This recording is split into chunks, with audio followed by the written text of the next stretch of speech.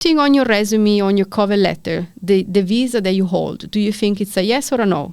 I know. No. Unless you are a permanent resident or you have partner visa or citizen, I wouldn't put it, because when you apply for a job, you bring solutions, not problems. It can be an obstacle. Of course, it can be a factor. I wouldn't say that the visa is the biggest obstacle. Again, it all comes to the strategy that you use. But if you say, I see sometimes resumes like a student visa, first thing. No, red flag. I put it on the being. It's like you need to bring solutions. So. Hello, everyone, and welcome back to our channel. I'm Eleonora, registered migration agent here in Perth, Western Australia, and the agency I manage is Green Wings Migration. You might remember from a few episodes ago, I promised you that if the following on our channel was growing, we would have started to invite special guests so that we could mix a little bit the kind of episodes that we produce. So you are not going to listen to me only, not going to blubber about migration endlessly anymore by myself. I will introduce you someone else who's going to blubber with me today, and this is Lara Garcia. Welcome to the channel, Laura. Thank you. So, Laura, I decided to invite her because she brings a lot of knowledge and skills that can help migrants settling in Australia when they need to look for a job. So, what is your real job title? How do you call yourself? Well, I'm a founder and career coach. Yep. So I help international people land jobs, professional jobs in Australia. Yep. With a lot of strategic actions and a lot of tools that actually work. Fantastic. And what's the name of your business, Laura? Because you work on your own, right? Yes. So you created your own business. Yes, I'm the founder of the Self-Concept Lab. Fantastic. Yeah. So I met Laura 5-6 years ago, I think, right? More or less. Let's say 5, so we look younger. And when I met her for the first time, she was working in an education agency and she was working as a student counselor. So when we started to work together, I really had this impression that helping people was one of your passion. And I now have the feeling that definitely you cultivated this passion so much so that you have created your own business. And with your business, she still helps migrants, but now you focus more on looking for a job. So maybe before was looking for the best student career pathway, and now is the professional career. So what made you do the switch? Yeah, so as you said, I was working as a student counselor, then I moved into a state manager position. So while I was working at this education agency, I was already helping with job sessions, helping students with resumes. Even my friends, I was helping them for free just because I wanted to help them That's with work interviews. Experience, Laura. It counts. Yeah, it No was. So everything led to helping people landing jobs at the end of the day. And I know what it is to be international in Australia and forget that you are actually a professional as well. So a lot of people say that I'm a student, but no, you're a professional that happens to be studying. So everything led to that. Like after that, I had an internships coordinator role. And after that, I just opened my business. I also work as a careers advisor. So I love helping people to identify what they're really good at, because sometimes they don't even know what they're good at, identifying these dream jobs and then create an action plan to actually get it. Yeah. Oh, look, you said something that I really align with, and I have a recent experience about this. So I met with this lady. She's a gynecologist with many years of experience, and she came to see me with the support of her sister, because it was the first time that she approached a migration agent to understand what kind of options were there for her. And the sister actually told me something very important, and it made me think. She told me that when she first came and she started to look for jobs, she felt almost as if everything that she knew, all her skills and everything were gone because she couldn't communicate properly. And she told me that at some point she kind of stopped for a while and started to focus on developing her English skills. And she said, I wanted to tell people that I was smart, but I couldn't tell them because I didn't even know how to do it. So do you reckon that having a good professional level understanding and use of the English language could be like the step 1 for people who come here? Yeah, I think it's a step 1. Maybe step 0 would be talking with a migration agent, because you need to understand your options, like your real options first. But then, of course, you need to develop the good English, because especially for professional jobs, no matter the tools that I give, for example, in my current job, if the person doesn't have proper good English, like it's very hard for them to communicate this value that they have. So, absolutely. I agree. And this is something that I always almost tell my clients off, because they tell me, oh, but I can survive. Yeah, you can survive with basic English, but you cannot live with basic English. And if you want to come to Australia and call that thing of calling Australia home, I really think that having a good level of English competency is definitely necessary, fundamental. Since you have a background in the education sphere as well, do you reckon that the English courses that are currently available cater for this specific need of having a professional level of English, or it's probably better that people do something in private with a tutor? Yeah, I think it's like the basic level, but you need to do always things on top of that. Like I always tell my clients or even students at the university where I work, like you need to do something every single day, at least 1% every day. Like even, if you are at home with your partner, talk in English, like watch TV shows in English with subtitles. Like I don't believe like that extra. You speak English with your partner, because I know not he's anymore. Spanish. But when we arrived, my best friend, when she arrived in Perth, she spent the first 3 months talking in English with everyone, even with the Spanish speaker friends. So I was super proud of her. Like it's just about, taking responsibility. Like you can go there, but how long it's going to take. So the more you do on the side, like, reading the news, and again, like English for professional jobs is something that they don't teach you.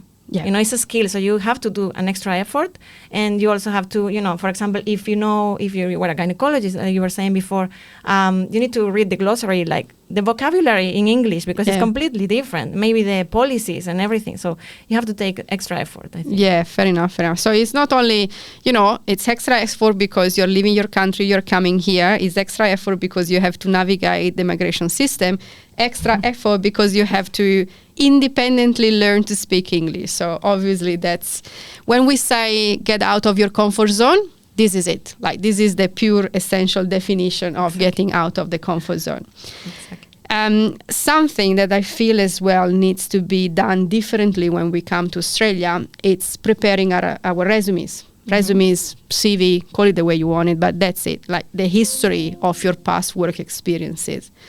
I meet with many clients, different clients, and some of those resumes don't really show anything. Like when people come to see me and they present a resume that doesn't have specific dates, for example, or maybe that not even a description of the job that you were doing, just the job title, that is not helpful at all. It doesn't help me as a migration agent, and I think it doesn't even help recruiters if they want to understand something about you, right? So what would be your suggestion for a, not perfectly, but at least well done resume? Well, so there's no like universal template, but of course there are strong preferences. And when we are international and we arrive in Australia, it's our responsibility to adapt the resume to the Australian model, because we need to avoid confusion, like for you and even for Australian, like for everyone. So you were saying something very important, that is like you don't understand when you read a resume what the person did. So that's the main thing that you need to keep in mind. Like the person reading the resume needs to understand it. So you have to make the life of the recruiter or the hiring manager easier. So by identifying the most relevant things, highlighting all these things, quantifying your achievements, keeping it like short and relevant, like just 2 pages would be okay. Sometimes we want to make it in 1 page and then it's not enough, like you just want to squeeze everything there. And more than 2 pages, unless you go for academia or research, no, like should be too much. So just keep in mind like proper sections, the format should be visually appealing as well. I'm not talking about fancy formats, but at least like neat, clean, and easy to read. And again, like think about, is the person reading the resume going to understand? Because at the end of the day, recruiters and hiring managers take like average 6 seconds to scan all the resume. And that's when they don't use AI, I suppose. So if you go through AI, you are even more easily excluded if you don't meet certain criteria. Yeah. You mentioned a very important thing. Like you have 2 filters. First is the robot, like ATS or applicant tracking system. So that's why the format is important, because if, for example, you don't put proper margins, the robot cannot scan those words. Oh, there we go. And also you need keywords as well, because then, it's like the tracking system is like the software that they use to track all the applicants, but it also uses as a filter for the recruiter. So you need to put all the keywords, you need to make sure that passes the first filter, and then a person will read it. And then it's when it comes like visually appealing, easy to understand, and so on. Do you know, like, out of curiosity, what's the percentage of resumes that can pass the first filter? I think it's around 20%. Okay. Yeah. Mind-blowing. Yeah.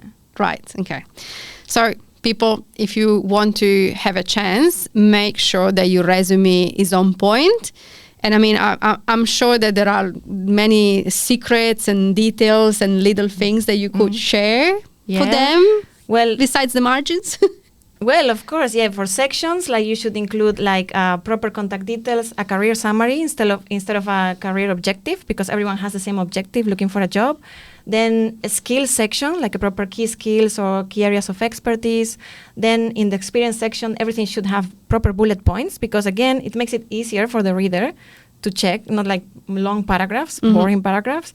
And then like education, everything, as you were saying before, like proper dates. Like if you put 2020 to 2021, I don't know if you work 2 months or 2 years. Yeah, that's right. That's my issue most of the times. Like it's 2020 to 2021, but it's different if you say February 2020, November 2021, or November 2020, February 2021. Like there is a massive difference.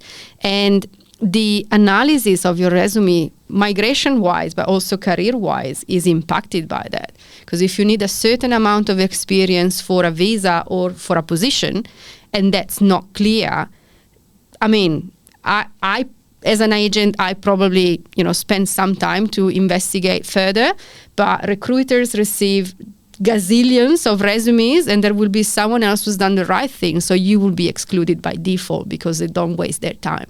Yeah. So that's kind of very important. Yeah, and you need to translate as well, like some of the titles, because sometimes we call it one way in our country. For example, coordinator in my country means like manager, but in Australia it's not a manager. It doesn't mean a managerial position. So you have to translate. Also the courses, sometimes we put accountant, but no, it's a bachelor of accounting. You are the accountant. So a lot of things, again, about making the life of the other person easier, and keeping one thing in mind, that the resume is a sales document.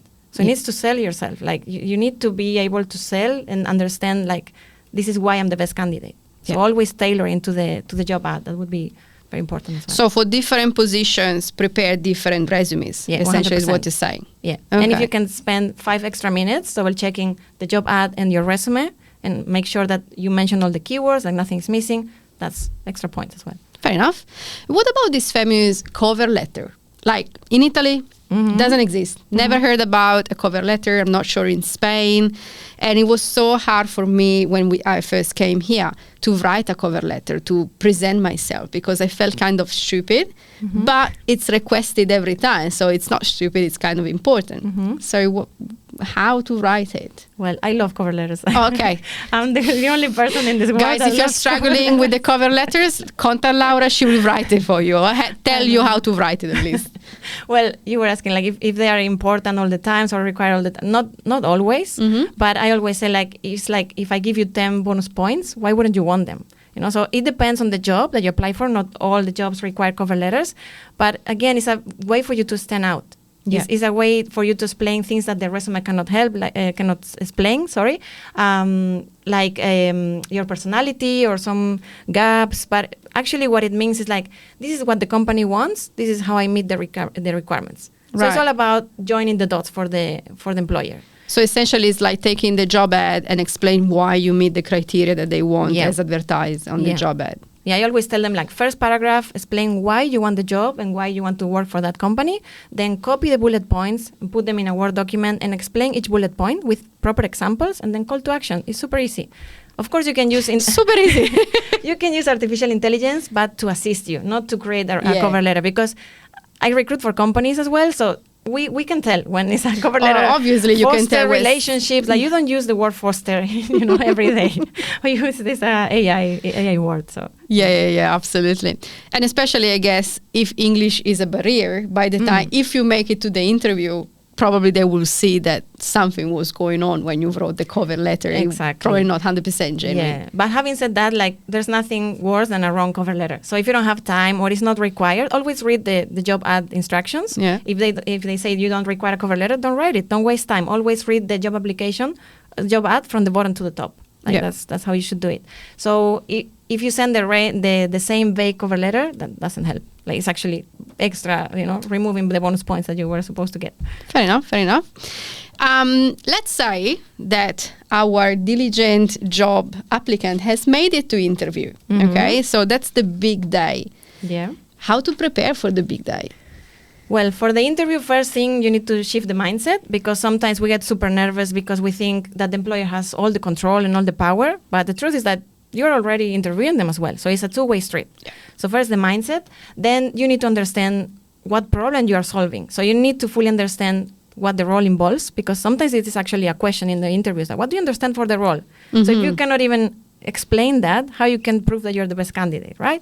So in terms of preparation, I'll always say, instead of memorizing, interview question, and then this is the answer, interview question, answer, I always tell my clients, reverse engineer the process. Choose your best stories or treasures, like how I like to call them, and then identify these stories where you were solving a problem, showing your talent, and then you make a way to fit them in different questions. Maybe you improve the process, and you can use that answer for tell me about a time you show initiative, or tell me about a time you solve a process, things like that. Always using the STAR method, which is very important as well in Australia. What's that, sorry? So the STAR method is a way for you to answer the questions, like the behavioral questions. And the behavioral questions are questions that are like, tell me about a time, or could you give us an example? So things about a specific point in your career. So the S stands out for a situation. So you give a context of what you were doing, where you were working. Task, what your responsibility was in that position. Action is everything that you did. And then the result, the happy ending. I always say, it's like a story. You have to tell a story that a kid would understand. So the result is the happy ending for the company, not for you. I mean, if you have something for you got Employee of the Month, awesome. Good on, but the company is always thinking, what's in there for me if I hire you? So again, what problem are you solving? So basically, it's like work on yourself first. Make sure that you know yourself, and then show up for yourself during the interview. Yeah, and that's why you need to prepare. Like, you need to brainstorm your answers, prepare, rehearse, record yourself, time yourself 2-3 minutes. And keep in mind that if you're going for the interview, that means that they already like you. So you already meet the criteria, just have to show them why you're the best fit. So on this point, fake it until you make it, absolutely no, or maybe yes? I mean, sometimes what I see, especially with women or with internationals, is like, we don't believe in our values. So that's why like this self-awareness is key. So it's maybe work on this, self-exploration and identify the strengths and skills that you have. So then you don't have to fake it till you make it. So then you are 100% sure. Fair enough. So it's a no, essentially. She didn't have the courage to say, but it's a no. Well, you can fake it as well. Look, Laura, like in my line of work, one of the quite frequent questions that I get asked is actually, obviously, I need a job to stay in Australia, because you either have some sort of family connection or you need a work visa. And 90% of the times, the work visa has to be an employer-sponsor option, okay? So there is an added level of difficulty there, right? And they ask me, how do I find an employer who's willing to sponsor me? And this question leaves me a little bit, I wouldn't say speechless, but not really sure what to say every single time.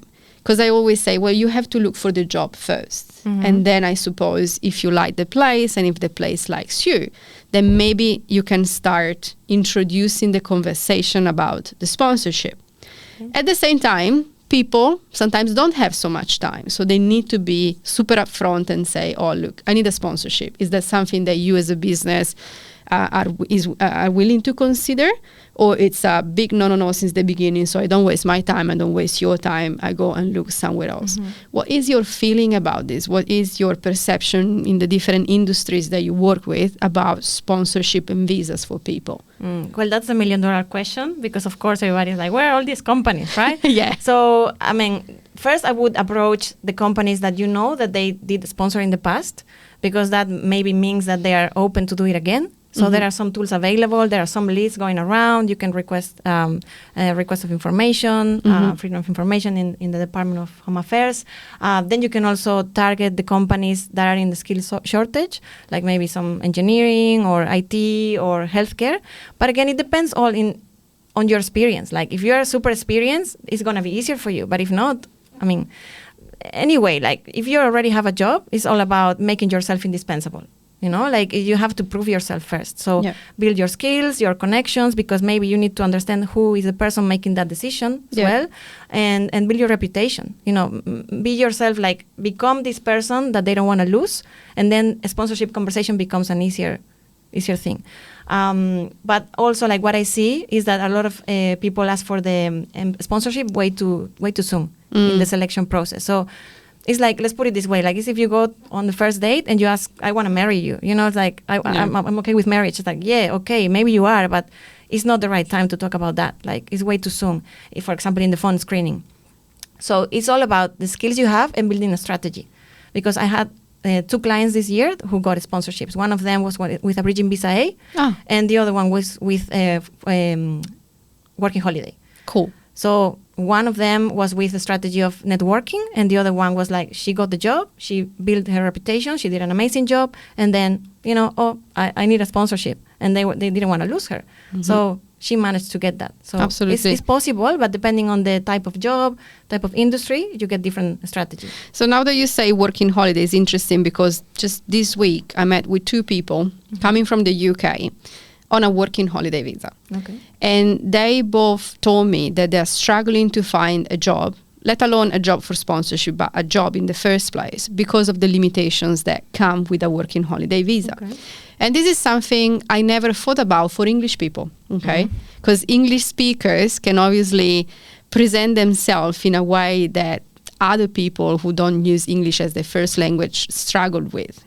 And they told me that no, they don't even make it to the selection process because of the working holiday visa. So putting on your resume, on your cover letter, the visa that you hold, do you think it's a yes or a no?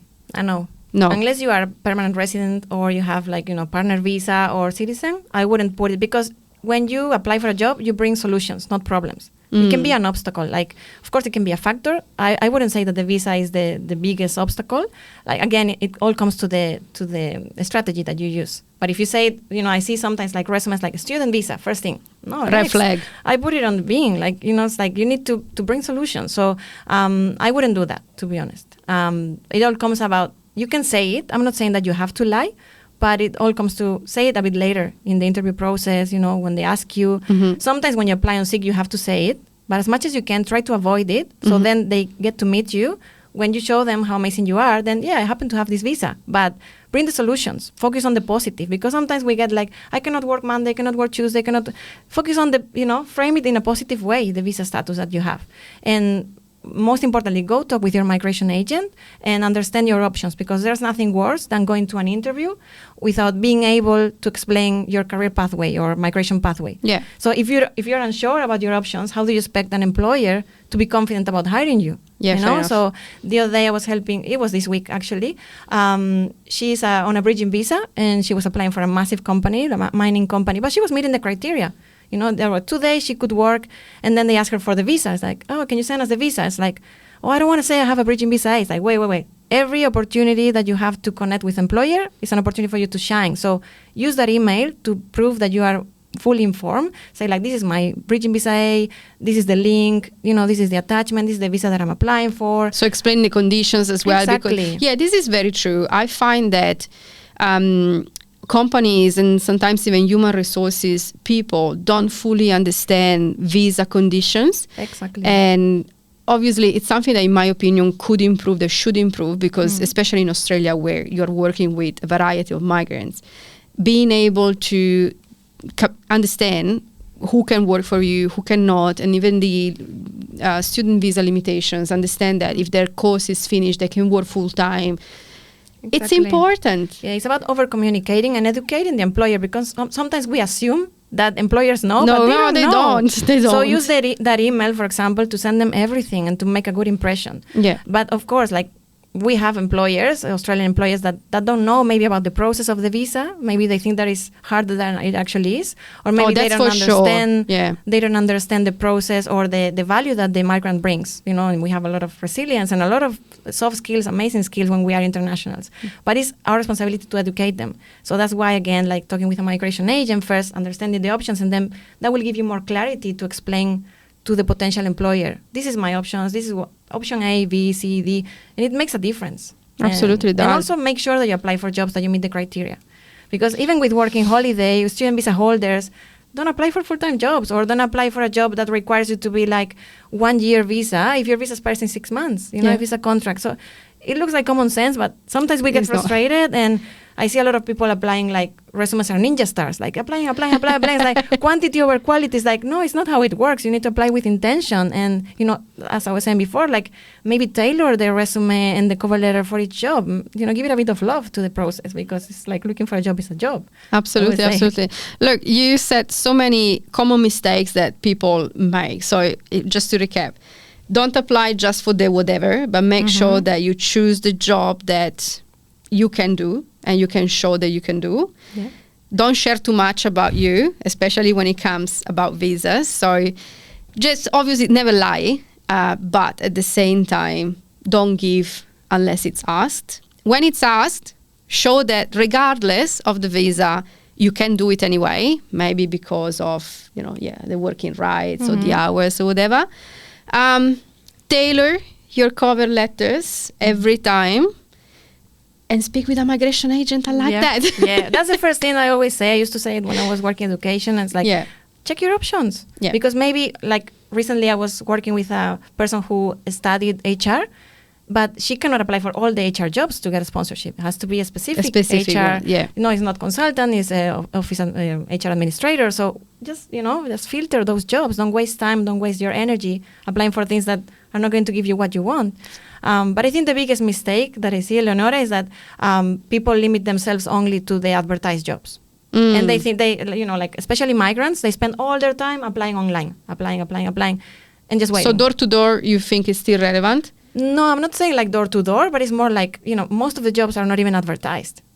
So that's a good thing. And how do you find them if they're not advertised? Well, so you can do networking. That's amazing. Your networking is like, puts you, maybe there are companies that have referral programs. Like in my company, for example, I get paid if I refer someone. Right. So people are happy to help, and they are happy to help someone that they know they're going to do a good job. Yeah. So networking is key, going to career fairs, recruiters, informational interviews, like they're called coffee chats as well. So talking with people in the industry that maybe can give you advice or can help you, can refer you in the future.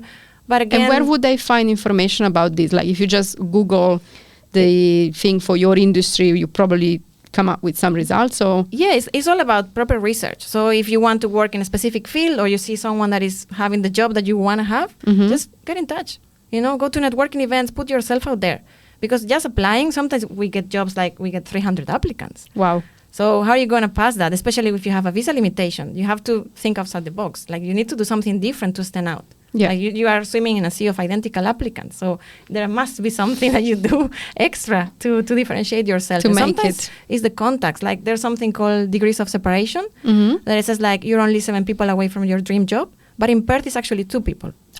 Because we're so small. So just use that in your favor, like you said. Right, so interesting. It's interesting, yeah. So I guess it's a job of reverse engineering as well. Start from the job that you want, the position that you want, and then understand the way that could connect you to that position. Yeah, 100%. Yeah. Right, interesting. Plus networking obviously helps you, I guess, improve your English and communication skills as well, 100%. Right? Yeah, that's key. Yeah. But it's like, like every relationship, you have to provide value. It's not like going to an event and, hey, can you give me a job? It's like, no, it takes time. Yeah. But it's a different strategy, and actually you can make friends and you can make connections that will help you in the future. So, yeah. I'm glad that I opened my own agency right away, because in networking situations, I am horrible. Really, I'm shy. I'm not able to go and just show up and talk to people like randomly. I feel so bad about it. So, well, it happens to everyone. If you struggle in that, I'm with you. I understand you. Yes, absolutely. Yeah, but with networking, one thing that helps is that it's not about being interesting. It's more about being interested in the other person. So just, asking questions and trying to understand their journey. So it removes all the pressure. And actually, when you go to a networking event, everyone is there for the same reason. So they're expecting you to reach out, and they see it as a normal thing. So, yeah.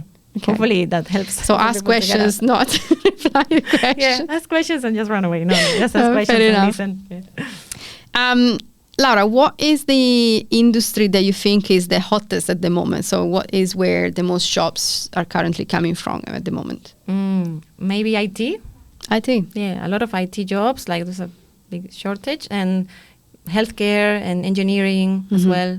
I think so. It's always the usual. Yes. I mean, you might know it as well. Like, all the but it's getting hard migration-wise. Like, obviously, my perception of IT, for example, there are less opportunities of sponsorship in IT, and many people try to aim for skill visas.